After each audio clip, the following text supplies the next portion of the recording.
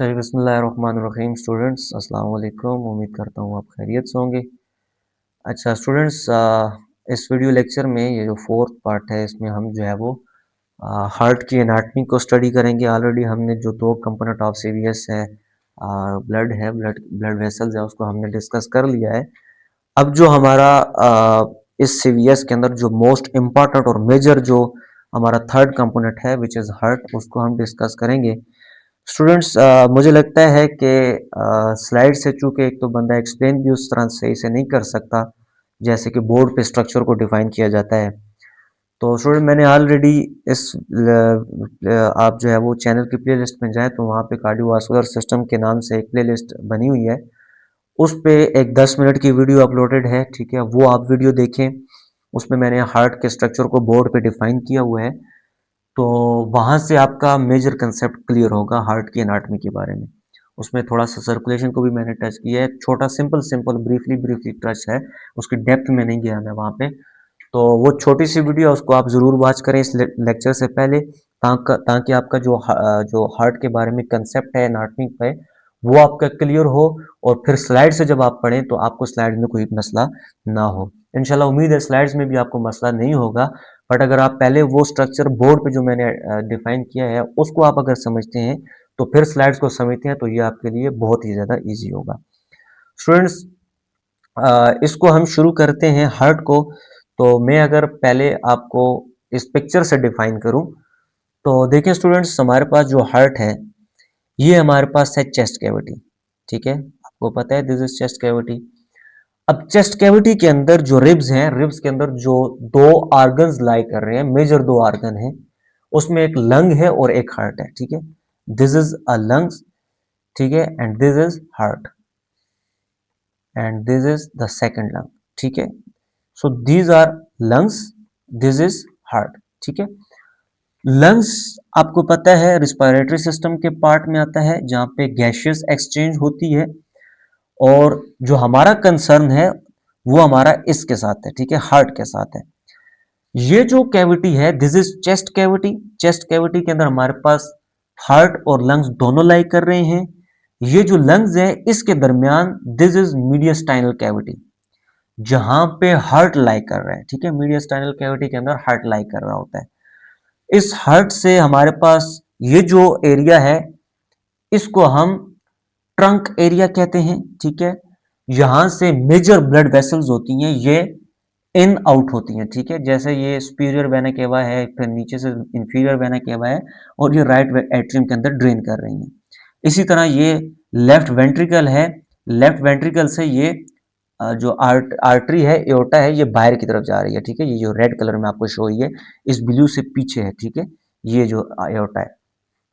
So basically जो हमारे पास structure है हम उसको डिफाइन करेंगे वन बाय वन। लेकिन जो हार्ट की एक तो ये है कि ये कॉनिकल शेप में है, ये आप देख सकते हैं ये ऐसे कोन टाइप शेप में, ठीक है, ट्राइएंगुलर शेप में है। और जो इसका रीजन है दिस इज बेसिकली एपेक्स, और ये जो इसका रीजन है दिस इज बेस। अब वैसे तो नॉर्मली बात की जाए तो बेस नीचे होती है और एपेक्स ऊपर होती है। लेकिन हार्ट के एरिया जो हार्ट का जो हमारा कंसेप्ट है हार्ट के मामले में ये जो एपेक्स होगी ये नीचे होगी, ठीक है, और जो बेस है ये ऊपर होगी। और दीज आर बॉर्डर्स, ये जो हार्ट है ये बॉर्डर, मिल के मैं आगे कोई पिक्चर देखूं उसमें इजी, हाँ ये देखें दिस इज अ बेस, ठीक है, ये बेस है और ये एपेक्स है, ठीक है। और दीज आर बॉर्डर्स, ये लैटरल बॉर्डर है, ये इंफीरियर बॉर्डर है, ये भी लैटरल बॉर्डर है और ये सुपीरियर बॉर्डर है, ठीक है। तो these are border of heart. और ये आप जो है वो देख रहे हैं ये सुपीरियर वेना केवा है, ये इंफीरियर वेना केवा है। यहां से ब्लड ड्रेन करता है, बॉडी का जो डीऑक्सीजनेटेड ब्लड है वो ड्रेन करता है इस एट्रियम के अंदर, ठीक है, राइट एट्रियम के अंदर। फिर इससे आगे ये पार्टीशन होती है, ठीक है, ये होता है राइट वेंट्रिकल, ठीक है। ये ब्लड राइट वेंट्रिकल के अंदर आता है। खैर ये जब हम सर्कुलेशन को पढ़ेंगे वहां से आपको इजी अंडरस्टैंड होगा, यहाँ पे जस्ट मैं बेसिक कंसेप्ट आपको दे रहा हूँ। यहाँ पे हमारे पास ट्राइकैस्पिड वेल्व होता है, ठीक है। ट्राइकैस्पिड वेल्व से ये जो ब्लड होता है ये इसके अंदर ड्रेन करता है और फिर ये जो राइट वेंट्रिकल होता है यहां से निकलती है पल्मोनरी आर्टरीज। ये जैसे आप ब्लू के अंदर देख रहे हैं, ये ब्लू कलर में आपको पल्मोनरी आर्टरीज दिखाई जा रही हैं। और ये जो पल्मोनरी आर्टरी है इसमें जो है वो एक राइट पल्मोनरी आर्टरी होती है और एक लेफ्ट पल्मोनरी आर्टरी होती है। राइट वाली राइट हार्ट लंग्स की तरफ जाती है और लेफ्ट वाली लेफ्ट लंग्स की तरफ जाती है। सो फिर ये लंग्स के अंदर से ऑक्सीजनेशन होती है, ब्लड एक्सचेंज होता है, ठीक है। जो डीऑक्सीजनेटेड ब्लड होता है वो ऑक्सीजनेटेड हो जाता है और फिर वापस आता है थ्रू पल्मोनरी आर्टरीज, ठीक है।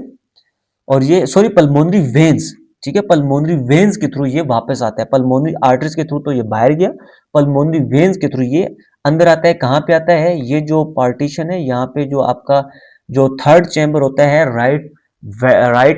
लेफ्ट एट्रियम, ठीक है। लेफ्ट एट्रियम के अंदर ये ड्रेन करता है, ठीक है। और लेफ्ट एट्रियम से मजीद आगे यहाँ पे बाइकैस्पिड वेल्व होता है जिसको हम माइट्रल वेल्व भी कहते हैं। और यहां से नीचे हमारे पास राइट वेंट्रिकल होता है और राइट वेंट्रिकल के अंदर ये ब्लड आता है और फिर यहाँ से पंप होता है। तो ये आप इसके पीछे एओर्टा होती है, ये जो रेड कलर में आप देख रहे हैं, ये एओर्टा के थ्रू पूरी बॉडी के अंदर ये डिस्ट्रीब्यूट हो जाता है। तो this is are basically circulation of heart, ठीक है। ये जो बेसिक सर्कुलेशन है जो कि हमने इसके अंदर पढ़नी है, बेसिक कंसेप्ट में आपको यहाँ से दे रहा हूँ।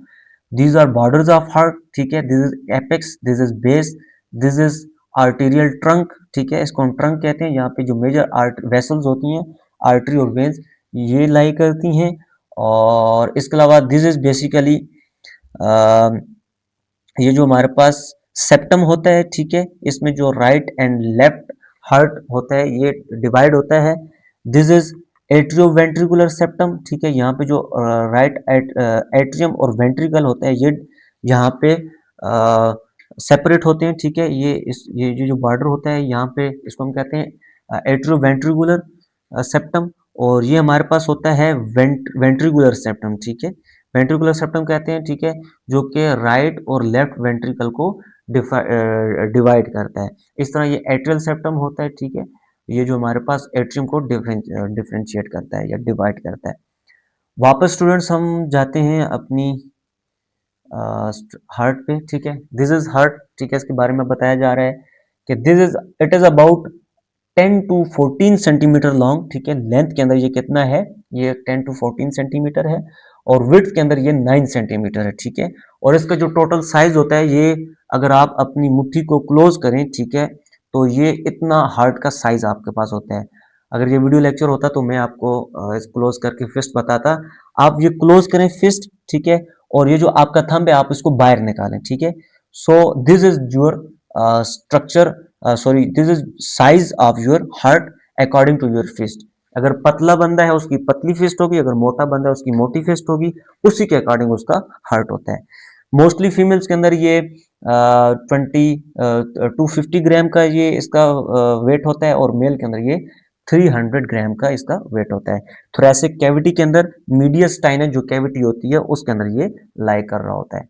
लोकेशन की बात करें, बेसिकली इस पे दो स्टडीज हैं, ठीक है। कुछ बुक इसमें कहती हैं 2 to 6 इंटरकॉस्टल है और कुछ स्टडीज इसमें कहती हैं 2 to 5 इंटरकॉस्टल है, ठीक है। लेट्स सपोज हम यहां से या ये देखें आप, ये इसको मैं जूम करूं, देखें ये आप देख रहे हैं फर्स्ट आर्टरी है, ये सॉरी फर्स्ट इंटरकॉस्टल है, सेकंड इंटरकॉस्टल है, थर्ड इंटरकॉस्टल है, फोर्थ इंटरकॉस्टल है, इस तरह ये 12 रिब्स हैं। अब कुछ स्टडीज कहती हैं कि ये जो सेकंड इंटरकॉस्टल है, ठीक है, यहाँ पे यहां से लेकर ये जो सिक्स्थ इंटरकॉस्टल है यहां तक हार्ट होता है, ये लाई करता है।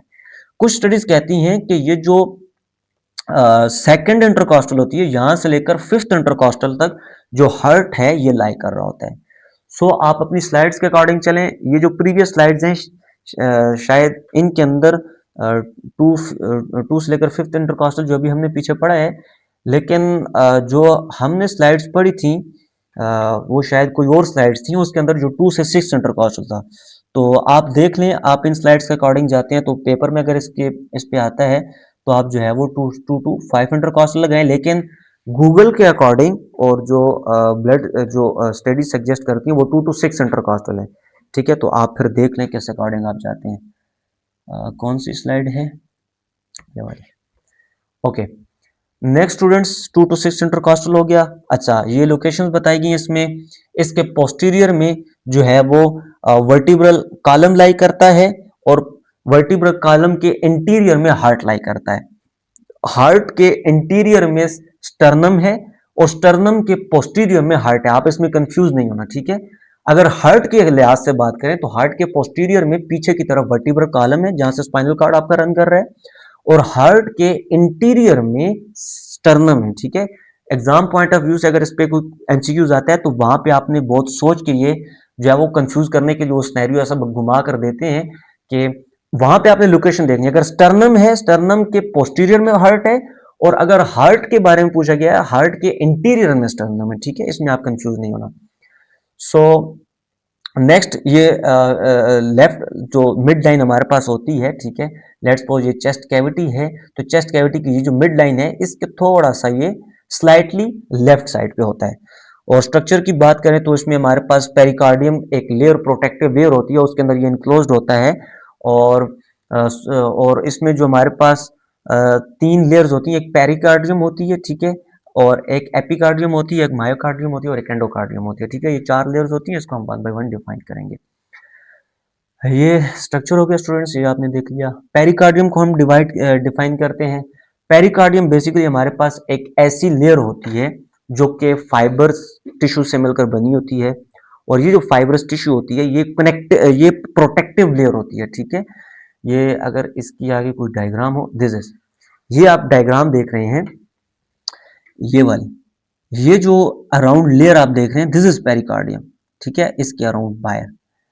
और ये जो पेरिकार्डियम होती है, ये पेरिकार्डियम हमारे पास इसके अंदर 2 मजीद लेयर्स होती हैं, ठीक है। एक हमारे पास पैराइटल लेयर होती है और एक हमारे पास होती है विसरल लेयर। विसरल लेयर जो जो हमारे पास एपिकार्डियम होती है उसके साथ में अटैच होती है, ठीक है। Let's suppose this is epicardium, example के तौर पे कह रहा हूं, और ये हमारे पास होती है विसरल लेयर, ठीक है। Visceral layer is connected with epicardium, ठीक है। एपिकार्डियम जो हार्ट की लेयर है और ये हमारे पास होती है पैराइटल लेयर, ठीक है, पैराइटल लेयर। अब ये जो विस्लर लेयर और पैराइटल लेयर है, इन दोनों के दरमियान एक कैविटी है जिसको हम कहते हैं पेरिकार्डियल कैविटी। इस कैविटी के अंदर हमारे पास एक फ्लूइड होता है, उसको हम कहते हैं पेरिकार्डियल फ्लूइड, और वो फ्लूइड अराउंड 35 to 50 ml तक ये फ्लूइड लाई करता है। और ये जो फ्लूइड होता है इसका फंक्शन क्या होता है पेरिकार्डियल फ्लूइड का, कि ये जब हार्ट कंट्रैक्ट करता है, रिलैक्स करता है, उसके दौरान एक तो इसको लुब्रिकेशन प्रोवाइड करता है और फ्रिक्शन को रिड्यूस करता है, ठीक है।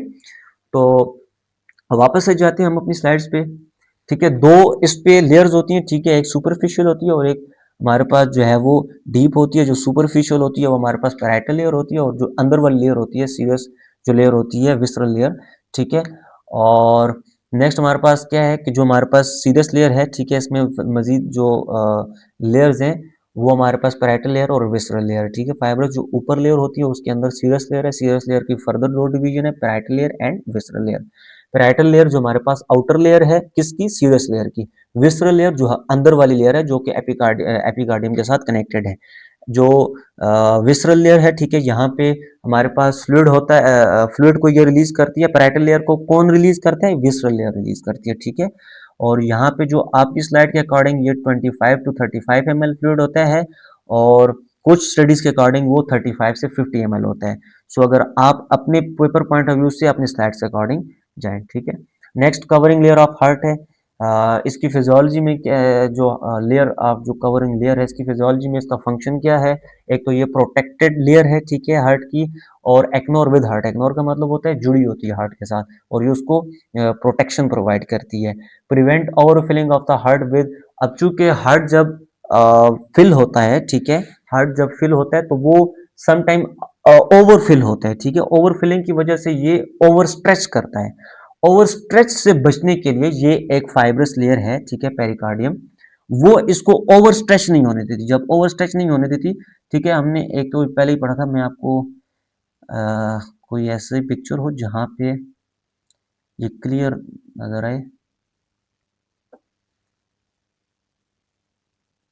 स्टूडेंट्स यहाँ पे कोई ऐसी पिक्चर नहीं है क्लियरली जिसमें ये तीनों लेयर आपको दिखाएंगे। अच्छा चले यहाँ से डिफाइन कर लेते हैं।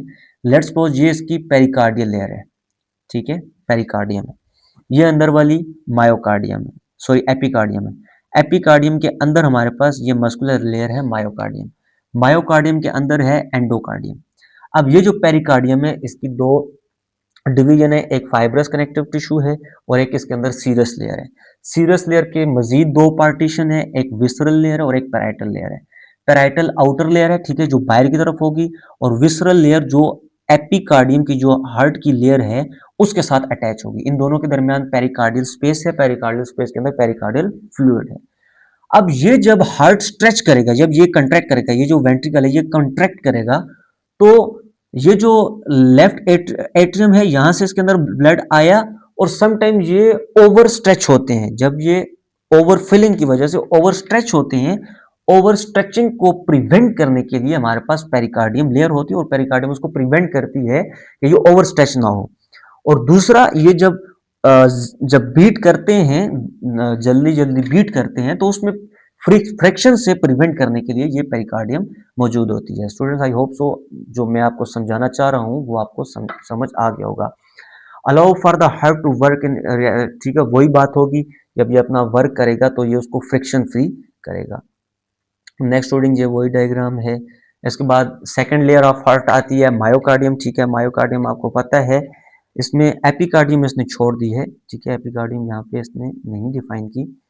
एपिकार्डियम हमारे पास जो फर्स्ट लेयर ऑफ हार्ट होती है, ठीक है, जो कि पेरिकार्डियम के साथ अटैच होती है, ठीक है, उसको हम कहते हैं एपिकार्डियम। नेक्स्ट हमारे पास मायोकार्डियम है। Myocardium it is composed of specialised cardiac muscle found only in the heart. इसके अंदर कार्डिक मसल्स होते हैं, ये कार्डिक मसल बॉडी के अंदर और कहीं नहीं पाए जाते, सिर्फ हार्ट के अंदर पाए जाते हैं, ठीक है। और ये इनवोलेंट्री होते हैं। वोलेंट्री और इनवोलेंट्री के अंदर आपको कंसेप्ट पता है। वोलेंट्री जो कि हमारे कंट्रोल में होते हैं, जैसे स्केलेटल मसल्स हैं तो ये हमारे कंट्रोल में है। इनवोलेंट्री जो हमारे कंट्रोल में नहीं होते, जिस तरह स्मूथ मसल्स हैं, कार्डिक मसल्स हैं, तो ये इनवोलेंट्री होते हैं, ये हम कंट्रोल इनको नहीं कर सकते, बल्कि ये इनवोलेंट्री होते हैं। Thickest layer of the heart वाल, हार्ट में जो तीन लेयर्स हैं, एपिकार्डियम है, एंडोकार्डियम है, मायोकार्डियम है, उनके जो थिकेस्ट लेयर है दिस इज मायोकार्डियम। और the end branches of cell are close contact with adjacent cell, ठीक है। तो जो इसकी एंड ब्रांचेस होती हैं, ये आगे हम पिक्चर में आपको मैं इसी ये जो लेयर लाइन है इसको आप याद रखिए, मैं आपको पिक्चर में इसको आइडेंटिफाई करूंगा। ये सेल इसके अंदर एक्सचेंज होते हैं।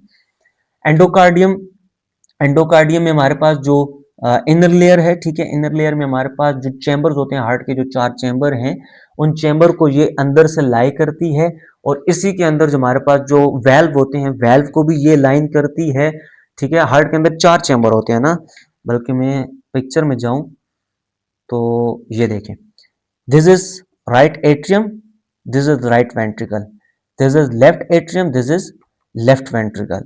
अब this is mitral valve which is also called bicuspid valve and this is tricuspid valve, ठीक है। अब ट्राइकैस्पिड इसको क्यों कहा जाता है, क्योंकि इसके अंदर आप ये देखें, ये 3 पर्दे आपको नजर आ रहे होंगे, ये 1 फ्लैप है, ये दूसरा फ्लैप है, ये तीसरा फ्लैप है, और इसके अंदर आप देखें तो आपको सिर्फ 2 फ्लैप नजर आ रहे हैं, ठीक है। सो इस वजह से हम इसको बाइकैस्पिड एंड ट्राइकैस्पिड हम इसको कहते हैं। सो जो ये वेल्व्स हैं और ये जो चैम्बर्स हैं, इन चैम्बर को जो लाइन करती है दिस इज स्मूथ ये लेयर, ठीक है, ये एंडोकार्डियम है। ये जो आप देख रहे हैं, ये अंदर जो इसको हम कहते हैं, ये स्मूथ मसल से मिलकर बनी होती है, और इसके अंदर हमारे पास स्मूथ मतलब ये स्मूथनेस प्रोवाइड करती है, यानी ब्लड इसके अंदर स्मूथली आउटफ्लो यहाँ से बाहर जाए। एंडोकार्डियम हम पढ़ रहे हैं स्टूडेंट्स, ठीक है। तो it consist of flattened epithelial cells, के अंदर एपिथेलियल सेल्स प्रेजेंट होते हैं, ठीक है, जो कि एंडोथेलियल लाइनिंग करते हैं। जो ब्लड वेसल्स के अंदर भी एंडोथेलियल लाइनिंग, एंडोथेलियन या एपिथेलियन जो हमारे पास सेल्स होते हैं, ठीक है, ये याद रखें, जो एपिथेलियल सेल्स होते हैं, जो एंडोथेलियल होते हैं, ये इनर लेयर्स होती हैं, ठीक है, चाहे वो ब्लड वेसल्स की हो, चाहे वो हार्ट की हो, या चाहे वो किसी ऑर्गन की हो, ठीक है। जो एंडोथेलियल होते हैं वो इनर लाइनिंग कर रहे होते हैं। Next, action of the heart की बात करें तो 4 किस्म के बेसिकली एक्शन इसमें होते हैं। एक क्रोनोट्रोपिक होता है, आइनोट्रोपिक, ब्रोमोट्रोपिक एंड बेथमोट्रोपिक हमारे पास होता है। आइनोट्रोपिक, ये आप ये जो एब्रीवेशंस हैं आप इनको एग्जाम पॉइंट ऑफ व्यू से याद रखें, ये आपको एग्जाम में पूछते हैं एमसीक्यूज में कि क्रोनोट्रॉपिक कौन सा होता है। तो क्रोनोट्रॉपिक बेसिकली जो हार्ट रेट होता है, ठीक है, जो हार्ट रेट आपका एवरेज हार्ट रेट 72 है, 60 से 80 के अंदर जो हार्ट रेट है वो हमारे पास होता है क्रोनोट्रॉपिक। अगर इसमें फिर दो होते हैं, एक होता है पॉजिटिव क्रोनोट्रॉपिक, एक होता है नेगेटिव क्रोनोट्रॉपिक। पॉजिटिव क्रोनोट्रॉपिक का मतलब है जब हार्ट रेट 100 से अबव हो जाए। नेगेटिव क्रोनोट्रॉपिक का मतलब है जब हार्ट रेट 60 से बिलो हो जाए, ठीक है। इसको हम कहते हैं पॉजिटिव एंड नेगेटिव। पॉजिटिव जब अबव हो जाए और नेगेटिव जब कम हो जाए। आइनोट्रोपिक एक्शन होता है। आइनोट्रोपिक एक्शन का मतलब होता है फोर्स ऑफ कंट्रक्शन। मतलब कि जो हार्ट है, जो उसके एट्रियम है, जो उसके वेंट्रिकल्स हैं, वो कितने फोर्सफुल कंट्रैक्ट कर रहे हैं। जितनी फोर्सफुल कंट्रैक्ट करेंगे उतना ज्यादा पॉजिटिव आइनोट्रोपिक होगा। जितना लेस, जिस तरह हार्ट फेलियर है, तो हार्ट फेलियर के अंदर जो कंट्रैक्शन होती है वो कम हो जाती है, वो उतनी फोर्सफुल कंट्रैक्शन नहीं कर पाते, तो उसको हम कहते हैं कि नेगेटिव आइनोट्रोपिक एक्शन हो रहा है। यानी कि जो फोर्स ऑफ कंट्रैक्शन है हार्ट की, चेंबर्स की, वेंट्रिकल्स की, एट्रियम्स की, वो इतनी पावरफुल नहीं है। इस तरह हमारे पास ड्रोमोट्रोपिक एक्शन है। ड्रोमोट्रोपिक एक्शन का मतलब होता है conduction of impulses. Conduction of impulses से पहले आप बेथमोट्रोपिक को समझें। बेथमोट्रोपिक एक्शन का मतलब होता है एक्साइटेबिलिटी ऑफ मसल। इसमें दो चीजें आती हैं। एक तो ये जो हार्ट के सेल्स हैं, मसल्स हैं, ये कितना पावरफुल जो कंडक्शन होती है, जो इंपल्सेस होती हैं वो जनरेट करती हैं, और इसी के सेल्स कितनी पावरफुल उसको रिसीव कर लेते हैं। ठीक है, दो कंसेप्ट हैं। एक तो प्रोडक्शन, यानी कि कितनी पावरफुल जो इंपल्स है वो जनरेट करते हैं, और ये जो हार्ट के मसल्स हैं ये कितना ज्यादा उसको रिसीव करते हैं, तो एक्साइटेबिलिटी पे डिपेंड करता है।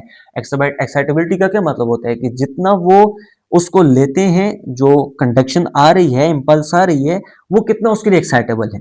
तो अगर लेस एक्साइटेबल है तो उसको हम कहेंगे नेगेटिव बेथमोट्रोपिक, और ज्यादा एक्साइटेबल है तो उसको हम कहेंगे पॉजिटिव बेथमोट्रोपिक। अब वापस से ड्रोमोट्रोपिक पे हैं, तो ड्रोमोट्रोपिक का मतलब होता है कि अब वो जो प्रोडक्शन हो गई है, अब वो ऐसे नोड से हुई है, एवी नोड से हुई है, वो कितना फास्ट या कितना स्लो कंडक्शन हो रही है।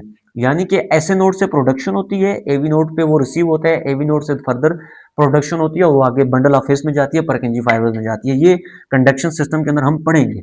लेकिन ये कितनी ज्यादा या कितनी ज्यादा तरीके से, मतलब ज्यादा का मतलब है कितनी फास्ट वो कंडक्शन हो रही है, उसको हम कहेंगे पॉजिटिव ड्रोमोट्रॉपिक, और कितनी स्लो कंडक्शन हो रही है उसको हम कहेंगे negative dromotropic. So I hope so आपको समझ आया है।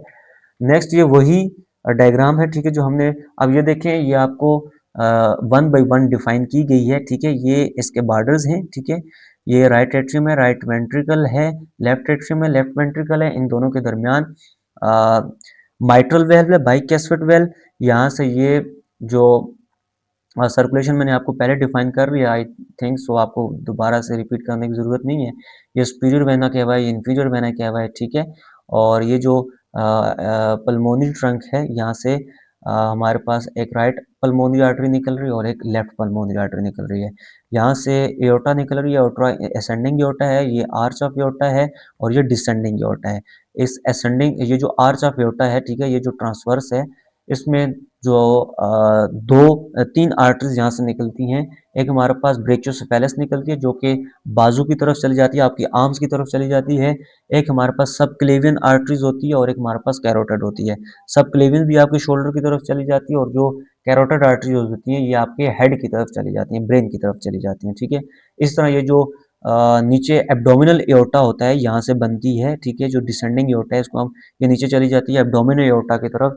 खैर, इसको हम जो है वो, मैं कोशिश करूंगा कि लेक्चर के एंड में जब हमारा कोर्स कंप्लीट हो जाएगा तो दोबारा से इसमें हार्ट के स्ट्रक्चर को ड्रॉ करके उसको देखेंगे, ताकि आपको बेटर अंडरस्टैंड हो। मेजर वेसल्स की बात करें तो मेजर वेसल्स ऑफ हार्ट में हमारे पास राइट और लेफ्ट पल्मोनरी वेन्स हैं, जो हमने ऑलरेडी डिस्कस कर चुके हैं। सुपीरियर इन्फीरियर वेना केवा है, जो कि हमने ऑलरेडी डिस्कस किया है। और इसके अलावा हमारे पास एओर्टा है, ठीक है, जो कि हमारे पास वेसल को कन्वेइंग ब्लड अवे फ्रॉम, अच्छा, ये ऊपर जो हमने पढ़ा है ये हमने वेन्स पढ़े हैं जो कि रिटर्निंग ब्लड लेकर आ रही है, यानी कि जो पेरिफेरल टिश्यूज हैं ये हार्ट की तरफ लेकर आ रही हैं। और ये जो हमारे पास कन्वेइंग है, यानी कि दूर लेकर जा रही है, हार्ट से कन्वे कर रही हैं पेरिफेरल टिश्यू की तरफ। उसमें क्या आता है कि हमारे पास एओर्टा आता है, ठीक है, और right and left pulmonary arteries आती हैं जो कि लंग्स की तरफ जाती हैं। नेक्स्ट दोबारा से एक डायग्राम है, ठीक है। अच्छा, ये हमारे पास एक दूसरे व्यू से दिया गया है, ठीक है। ये आप देख सकते हैं, ये हमारे पास पल्मोनरी आर्टरीज हैं। पल्मोनरी आर्टरीज को ग्रीन ये ब्लू क्यू यहाँ पे मार्क किया गया है क्योंकि इसके अंदर डीऑक्सीजनेटेड ब्लड है। और ये जो पल्मोनरी वेन्स हैं इनको रेड क्यू मार्क किया गया है क्योंकि इसके अंदर ऑक्सीजनेटेड ब्लड है, ठीक है। इस बुनियाद पे इनको डिफ्रेंशिएट किया गया है कलर्स में। ये एओर्टा है, ठीक है। और अच्छा, ये एक कोरोनरी आर्टरीज हैं। These are coronary arteries. Coronary arteries कौन सी आर्टरीज होती हैं? ये वो आर्टरीज होती हैं जो कि जो एओर्टा जहां से अराइज होती है ना, ठीक है, उसी की ब्रांच से right and left coronary arteries निकलती हैं। और ये जो कोरोनरी आर्टरीज होती हैं ये इसी हार्ट को ब्लड प्रोवाइड करते हैं। जैसे देखें, अब बॉडी के डिफरेंट टिश्यूज को जो ब्लड है वो रिक्वायर्ड है उनके सर्वाइवल के लिए। तो हार्ट भी तो मस्कुलर ऑर्गन है, इसको भी तो रिक्वायर्ड है ब्लड, उसके ऑक्सीजन रिक्वायर्ड है, न्यूट्रिएंट रिक्वायर्ड है। तो वो जो न्यूट्रिएंट ऑक्सीजन प्रोवाइड करता है, ब्लड हार्ट को सप्लाई करता है, these are called coronary arteries. और ये कोरोनरी आर्टरीज की डिवीजन है, इस पे आके आपका टॉपिक है, उसमें लेफ्ट कोरोनरी आर्टरीज हैं, राइट कोरोनरी आर्टरीज हैं, सर्कमफ्लेक्स आर्टरी है, एंटीरियर है, पोस्टीरियर है, लैटरल है, मार्जिनल आर्टरीज हैं, वो आगे हम इसमें पढ़ेंगे, ठीक है। अब ये दोबारा से आपको जो है वो एंटीरियर व्यू बताया गया है। ये आपके पास इंटीरियर व्यू है, ठीक है। ये आप जो हमारे पास एंडोकार्डियम है, फिर मायोकार्डियम है, और फिर एपिकार्डियम है, और फिर इसके ऊपर जो कवरिंग लेयर होती है वो पेरिकार्डियम होती है, जो कि जिस पे पेरिकार्डियल फ्लूइड होता है। मुझे नहीं लगता कि दोबारा से आपको, अच्छा एक यहाँ पे हमने छोड़ दिया है स्ट्रक्चर, दिस कार्डिया टेंडिनाई, ठीक है। कार्डिया टेंडिनाई, कार्डिया टेंडिनाई हमारे पास ऐसे फाइब्रस, ये हमारे पास फाइबर्स हैं जो कि वॉल ऑफ द हार्ट, ठीक है, जो वॉल ऑफ द हार्ट में जो एंड मायोकार्डियम है उसके अंदर ये पेनिट्रेट करते हैं, मायोकार्डियम के अंदर, ठीक है, जो सेंट्रल लेयर ऑफ है उसमें अंदर ये पेनिट्रेट कर रहे हैं, ठीक है। और ये दूसरा इनका जो हिस्सा होता है, ये जो वेल्व होता है इसके साथ ये लगे होते हैं। और जब ये वेल्व, ये हार्ट जब रिलैक्स करता है, ठीक है, ये जो वेंट, अब ये अगर मैं बोर्ड पे आपको समझा रहा होता तो आपको इजी अंडरस्टैंड होता। शायद आप मेरा कंसेप्ट आप इस पे पिक करें या ना करें, तो मैं आपको एक रफ डायग्राम पे ये चीज आपको समझाने की कोशिश करता हूँ। देखिए, लेट्स सपोज ये एक चैम्बर हम ले लेते हैं। Let's suppose this is anterior atrium and this is ventricle. यहाँ पे प्रेजेंट है ट्राइकैस्पिड वेल्व, ठीक है। ये है मायोकार्डियम, ठीक है, मिडिल लेयर ऑफ हार्ट। अब ये जो बाई ट्राइकैस्पिड वाल्व है, ये ट्राइकैस्पिड वाल्व किसके थ्रू कनेक्ट है मस्कुलर लेयर में? कार्डिया टेंडनाई के थ्रू। अब ये कार्डिया टेंडनाई क्या है, ठीक है, ये वाले कार्डिया टेंडनाई, ये हमारे पास फाइबर्स हैं, ठीक है, और ये स्ट्रॉन्ग फाइबर्स होते हैं। और ये जब एट्रियम कंट्रैक्ट करता है, एट्रियम जब कंट्रैक्ट करता है, ये ऊपर वाला एट्रियम जब कंट्रैक्ट करता है तो ये जो ब्लड होता है ये नीचे आता है। तो उसी वक्त जो वेंट्रिकल्स होते हैं वो रिलैक्स कर रहे होते हैं, ठीक है।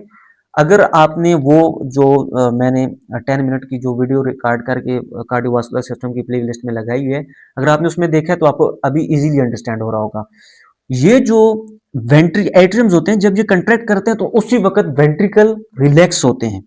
जब वेंट्रिकल रिलैक्स होते हैं, ये जो वेंट्रिकल रिलैक्स होते हैं, तो ये जो कार्डियक टेंडिनाई है इस पे टेंशन होती है तो ये नीचे की तरफ इसको लेकर आते हैं। देखिए, जब वेंट्रिकल रिलैक्स कर रहे हैं तो ये जो वेंट्रिकल्स की वाल्स है ये आउटर जा रही हैं, ये अंदर जो इसका डायमीटर ये डायलेट हो रहा है, तो ये अपने साथ साथ ये जो कार्डियो टेंडिनाई है ये इसको पुल करके ये जो हार्ट है का वेल्व है, ट्राइकैस्पिड वेल्व, इसको खोल रही है, इसको ओपन कर रही है। फिर जब ये कंट्रैक्ट करता है, अभी ये डायलेट हो रहा था रिफिलिंग के लिए वेंट्रिकल, जब ये कंट्रैक्ट करता है तो कंट्रैक्ट के साथ साथ ये कार्डिया टेंडिनाई ऊपर की तरफ आते हैं और ये बाइकैस्पिड वेल्व को क्लोज कर देते हैं, ठीक है। तो ये कंसेप्ट है, आई होप सो आपको ये कंसेप्ट की पिक किया है। और वापस से हम अपनी स्लाइड्स में जाते हैं। हमने अच्छा ये कवर कर लिया, ये भी कवर कर लिया। नेक्स्ट अब हम जो है वो कार्डिया टेंडिनाई, आपको उम्मीद है समझ आई होगी। कार्डियक चैम्बर्स में जाते हैं। कार्डियक चैम्बर्स आपको पता है दो चार चैम्बर्स होते हैं, दो एट्रिया होते हैं, दो वेंट्रिकल्स होते हैं। एक राइट एट्रियम होता है और एक लेफ्ट एट्रियम होता है। इसी तरह हमारे पास वेंट्रिकल भी एक राइट वेंट्रिकल होता है और एक लेफ्ट वेंट्रिकल होता है। एट्रिया में हमारे पास ये सुपीरियर, ठीक है, ये ऊपर होते हैं और जो वेंट्रिकल्स होते हैं वो नीचे होते हैं। प्राइमरी रिसीविंग चैम्बर्स होते हैं। अब ये जो राइट एट्रिया होता है वो बॉडी से ब्लड को लेता है और जो लेफ्ट एट्रिया होता है वो पल्मोनरी आर्टरीज के थ्रू, पल्मोनरी वेन्स के थ्रू लंग से वो ब्लड लेता है। और फिर जो वेंट्रिकल्स होते हैं ये पंप करके ब्लड जो है वो, जो राइट वेंट्रिकल होता है ये लंग्स की तरफ भेजता है और जो लेफ्ट वेंट्रिकल होता है ये